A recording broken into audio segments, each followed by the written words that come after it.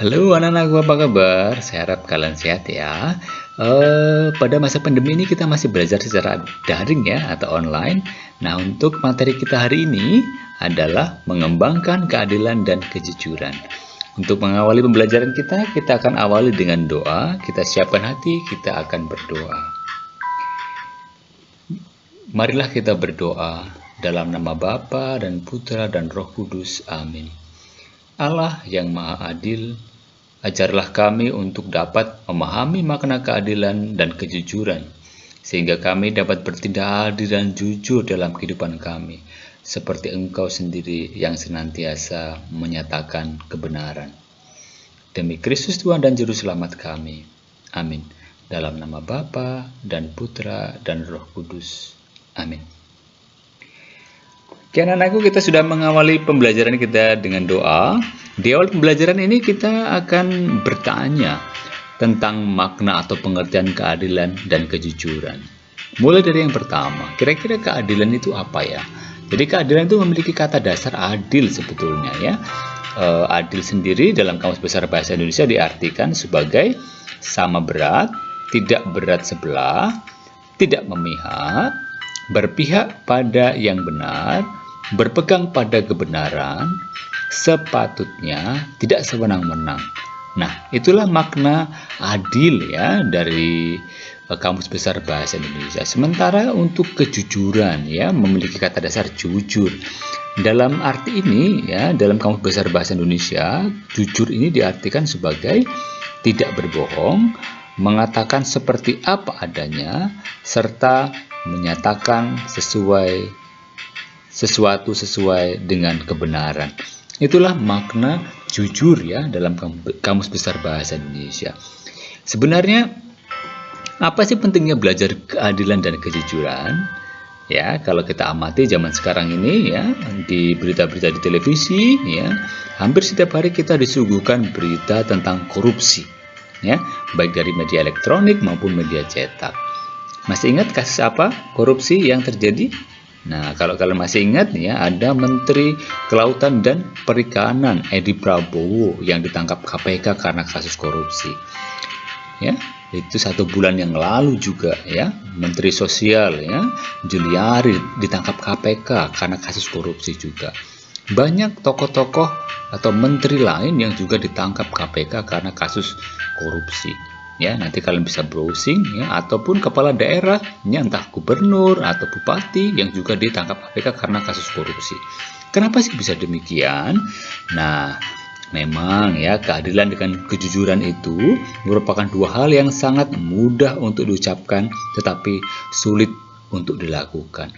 Maka karena sulit kita harus berlatih dari sekarang. Ya, kita harus belajar memahami, memaknai, kemudian mempraktekkan keadilan dan kejujuran ini mulai dari sejak dini ya dalam hal kehidupan kita sehari-hari. Maka kita akan belajar ini dari sejak sekarang ya. Jadi jangan sampai nanti ketika kita sudah mencapai posisi tertentu kemudian terjebak ya, jatuh seperti contoh-contoh yang menteri-menteri yang ditangkap KPK karena kasus korupsi. Kita nggak mau kan seperti itu. Nah, anak-anakku, contoh ketidakadilan dalam kehidupan sehari-hari contohnya apa ya? Ada yang namanya ketidakadilan gender ya, menilai seseorang dari jenis kelaminnya saja. Kemudian ketidakadilan dalam bidang politik ya, misalnya para pengusaha penguasa bertindak sewenang-wenang dalam menjalankan kekuasaannya. Kemudian ketidakadilan dalam bidang hukum misalnya, ya hukum kadang tidak berpihak pada rakyat kecil ya, orang kaya dengan uangnya dapat membolak-balikkan hukum seperti keinginan mereka sendiri. Kemudian ketidakadilan dalam bidang ekonomi ya, misalnya para buruh diperlakukan seperti budak, kemudian tenaganya dieksploitasi dengan kompensasi upah yang rendah. Nah, itulah contoh-contoh ketidakadilan dalam kehidupan kita sehari-hari. Bagaimana pandangan Kristiani tentang keadilan? Ini yang penting untuk kita pahami dan mungkin juga harus kita praktekkan ya. Menurut iman Kristiani, keadilan berarti memberikan kepada orang lain apa yang menjadi haknya. Nah, jadi keadilan itu berkaitan dengan keseimbangan antara hak dan kewajiban setiap orang di dalam masyarakat. Nah, keadilan tidak lepas dari tanggung jawab kita untuk bertindak terhadap orang-orang lain dengan cara yang dapat menjamin setiap orang menerima apa yang perlu untuk keberadaan hidup mereka. Nah, oleh karena itu, dalam iman Kristiani, tindakan keadilan selalu dihubungkan dengan kebijaksanaan. Nah, nanti kalian bisa baca juga ya di kitab 1 Raja-Raja bab 3 ayat 16 sampai 28. Nah, anak-anakku, maka kita ya seharusnya memang memahami tentang keadilan yang sebenarnya, yaitu bersikap adil terhadap tanpa melihat siapa, kapan, dari mana, kedudukan maupun kaya atau miskin, karena memang Allah memberikan keadilan apa adanya. Tuhan menyinari bumi bukan hanya untuk orang tertentu, tapi untuk semua orang. Nah, anak-anakku, usaha apa yang bisa kita lakukan ya, atau kita praktekkan, kita perjuangkan ya, agar keadilan tercipta? Contoh sederhana ya, memang mencoba untuk berteman dengan semua orang tanpa membedakan ya. Kemudian menghargai karya dari orang lain, kemudian menghargai hak setiap orang, tidak merampas milik orang lain, memberikan bantuan langsung kepada orang-orang yang mengalami ketidakadilan, dan juga mungkin kalian bisa membagikan barang atau materi yang kita miliki kepada mereka yang membutuhkan. Ya, misalkan kalau kita amati di media sosial ya, sekarang ini banyak orang yang membagikan makanan ya kepada orang-orang yang misalkan di pinggir jalan ya, pedagang kaki lima ya, karena memang pada masa seperti ini, masa pandemi, kesulitan ekonomi, mereka memang merasakan bahwa mendapatkan makanan itu sulit. Maka ketika ada yang memiliki kemudian berbagi, kita bisa amati itu dan kita juga bisa lakukan itu. Nah, anak-anakku, kita kemudian melihat yang kedua, yaitu tentang kejujuran. Bagaimana pengikut Kristus harus memperjuangkan kejujuran? Nah, bagi pengikut Kristus, kita harus berani memperjuangkan kejujuran seperti yang dikehendaki Allah sendiri. Jadi hal ini sesuai dengan perintah Allah yang ke-8. Apa itu? Iya, jangan bersaksi dusta terhadap sesama manusia. Ini mengungkapkan kejujuran. Dari kodratnya, manusia itu mencari kebenaran ya. Jadi kebenaran dalam arti bertindak dan berbicara secara jujur. Berarti kejujuran, ketulusan hati, dan sikap berterus terang. Nah, gereja juga mengajarkan bahwa manusia tidak dapat hidup bersama dalam suatu masyarakat kalau mereka tidak saling mempercayai sebagai orang yang menyatakan kebenaran satu dengan yang lain. Maka seseorang berkewajiban menyampaikan kebenaran kepada orang lain demi kejujuran. Nah, ini kita bisa baca dalam Katekismus Gereja Katolik ya, di artikel 2467 sampai 2469. Nah, sikap jujur merupakan sikap yang dikehendaki Allah sendiri. Ya, dengan bersikap jujur, kita akan merasa bahagia tentunya ya, sebab kita telah menyatakan kebenaran yang berkenan kepada Allah. Ya, karena ada tertulis ya, sebab Engkaulah yang memberkati orang benar, ya Tuhan. Engkau memagari dia dengan anugerah-Mu seperti perisai. Ya, diungkapkan dalam kitab Mazmur bab 5 ayat 13. Nah, dalam khotbah di bukit pun demikian. Yesus menuntut para murid-muridnya untuk senantiasa berani bertindak jujur. Ya, Yesus mengatakan, jika iya, hendaklah kamu katakan iya. Jika tidak, kamu katakan tidak. Apa yang lebih daripada itu berasal dari si jahat. Ya, ini yang dikatakan Yesus ya dalam Injil Matius bab 5 ayat 37. Nah, anak-anakku, kita belajar dari kitab suci. Bagaimana kejujuran itu kita maknai.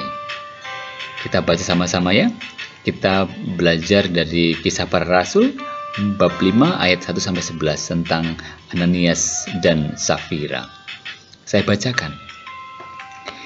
Ada seorang lain yang bernama Ananias. Ia beserta istrinya Safira menjual sebidang tanah. Dengan setahu istrinya, ia menahan sebagian dari hasil penjualan itu dan sebagian lain dibawa dan diletakkan di depan kaki rasul-rasul. Tetapi Petrus berkata, Ananias, mengapa hatimu dikuasai iblis? sehingga engkau mendustai Roh Kudus dan menahan sebagian dari hasil penjualan tanah itu? Selama tanah itu tidak dijual, bukankah itu tetap kepunyaanmu? Dan setelah dijual, bukankah hasilnya itu tetap dalam kuasamu? Mengapa engkau merencanakan perbuatan itu dalam hatimu? Engkau bukan mendustai manusia, tetapi mendustai Allah. Ketika mendengar perkataan itu, rebahlah Ananias dan putuslah nyawanya. Maka sangatlah ketakutan semua orang yang mendengar hal itu. Lalu datanglah beberapa orang muda, mereka mengafani mayat itu, mengusungnya keluar dan pergi menguburnya.